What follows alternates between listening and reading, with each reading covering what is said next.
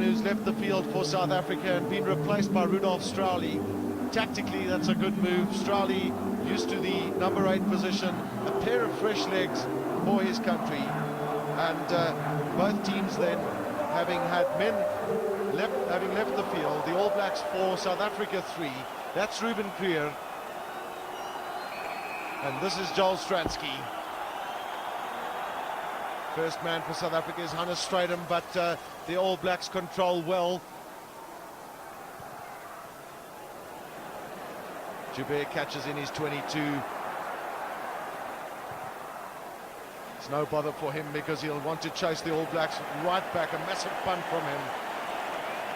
South Africa's chances now really rest on them spending these 10 minutes in the New Zealand half of the field and converting into points. If it's kicks, it'll have to be a one possibly from Stransky, and New Zealand will be guarding against making errors. Andrew Merton's just having a word with Sean Fitzpatrick as to what he wants from this dropout. No doubt it'll be one deep.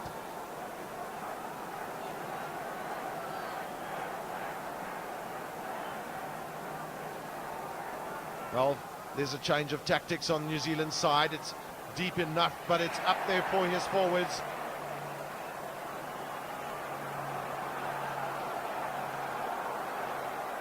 Taken on by Ruben Creer. New Zealand has tried to turn him to face their posts. Stransky, and up goes Henny LaRue. Was there a knock-on coming from New Zealand? Yes, and South Africa will be delighted because they can expect possession now. Their backs will be lining deep.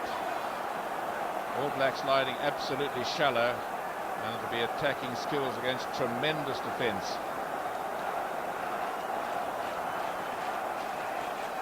Well, South Africa have not managed to bridge the defensive line of the All Blacks, but will Joel Stransky look to try and drop? That's not something you see often from a set piece, from a set scrum in particular. South Africa channeling the ball well. That scrum's gone through the 90 degrees. Well, it's interesting to see how Joel Stransky has positioned himself, because he's standing a little wider, facing the scrum.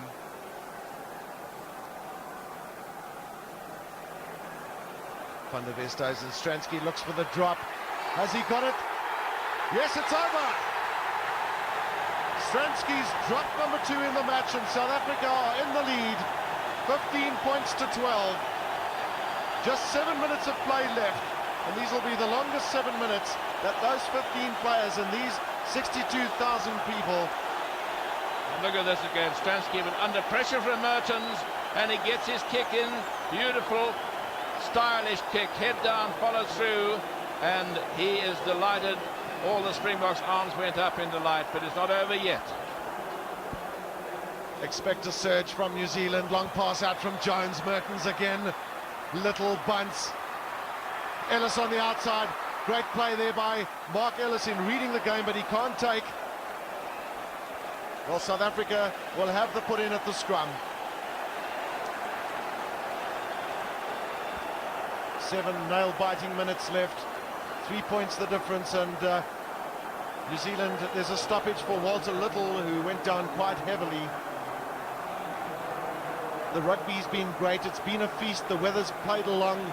The spectators have enjoyed every minute of the spectacular.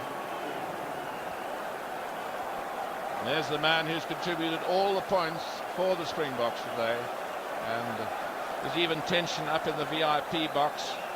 Dr. Louis Late sitting next to Mr. Mandela.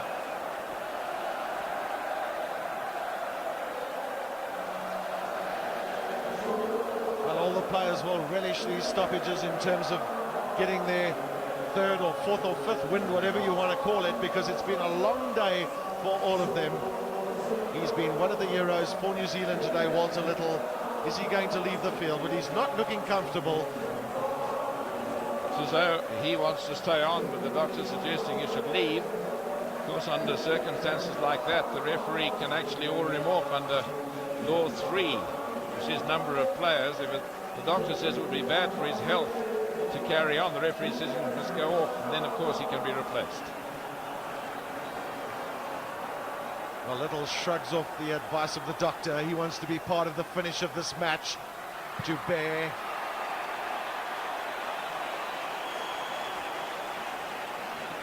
Into the last 5 minutes of this match then. Sean Fitzpatrick, with man of huge experience. At the back of that line out is Ian Jones. He's been the mastermind. Robin Brook in the front. Back again to Jones. Tap down to Zinzan Brook. Another man who played in Rugby World Cup 87. Mertens. New Zealand just stuttering a little bit, and then some good running by them. This is Mark Ellis, but he can't take that pass from Frank Bunce. The referee indicates there was a forward pass or knock on before it went out, so it'll be a scrum to South Africa.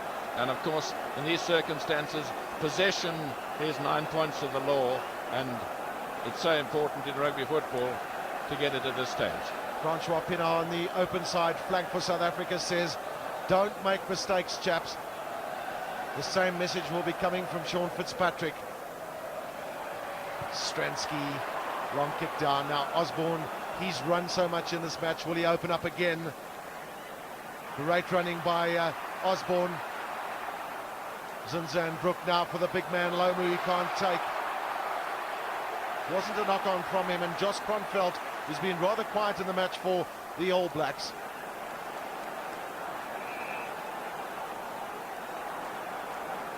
Well, every minute that ticks away is a victory for South Africa. That's James Small down on the ground. He took a knock on the head before the end of the normal match, if we might call it that. Has he now got cramp? Cramp is something you would expect from a player that's been locked in a battle that's edging up towards the 100 minutes. Bishop stands wide. Brook decides to throw. New Zealand have an overlap, but they're running across the field. This is Ellis, and then out to Glenn Osborne. Steps inside Chester Williams.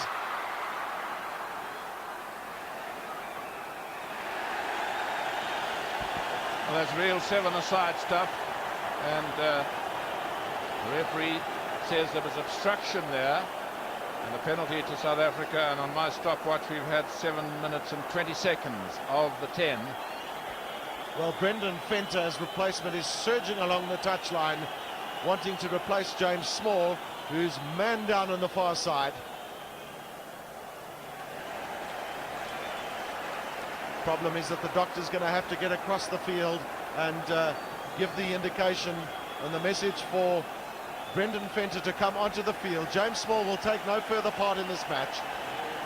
Yes, there was a doctor over on the far side, and he's indicated, being a medically trained man, that James Small must not continue, so the replacement is taken. So another man with fresh legs in Brendan Fenter, and he will have to defend like never before. Ruben Kruger takes well at the back and finds space. Oh, that ball, the New Zealanders went over the top to pull that ball away. That was Josh Kronfeld.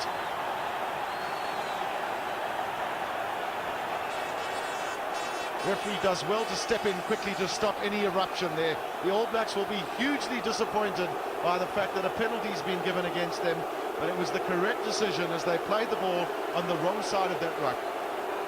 Well, the referee, I think, did the right thing not to make a lot of the interruption for dirty play, because there were a few punches thrown, one by Richard Lowe, who's on a caution, and one would have been very disappointed if a player was to be sent off at this stage of the game. There, the ball is on the ground. That man, number 7, is playing the ball on the ground. That's the reason for the penalty.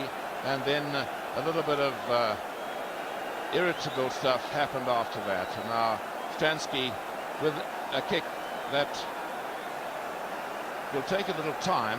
There's 1 minute to go, but another 3 points would make it much safer for South Africa. There's but no time left in this match. South Africa lead 15 points to 12. Defense has been so good that this kick is so vital for South Africa, but it's not going to curl in.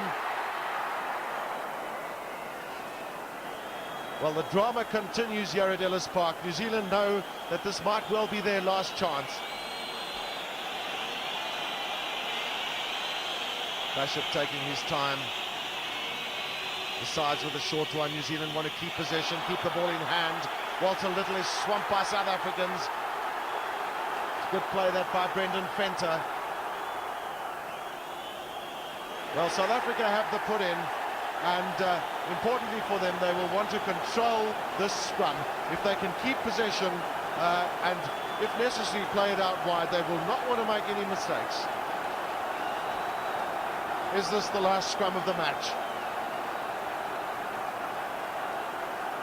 Stransky and Henny LaRue are moving around. LaRue goes in. That is it. The final whistle then. South Africa win this Rugby World Cup final by 15 points to 12. And what a dramatic finish for the host country. It has always been said that the host country has a huge advantage. Well, South Africa have used that to their best of their ability.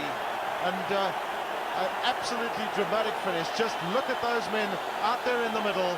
Francois Pienaar, the captain, very cheerful, getting his men together. He's asked for all the reserves to come down and join them, and there'll be a couple of words of thanks to all those people that have made this possible.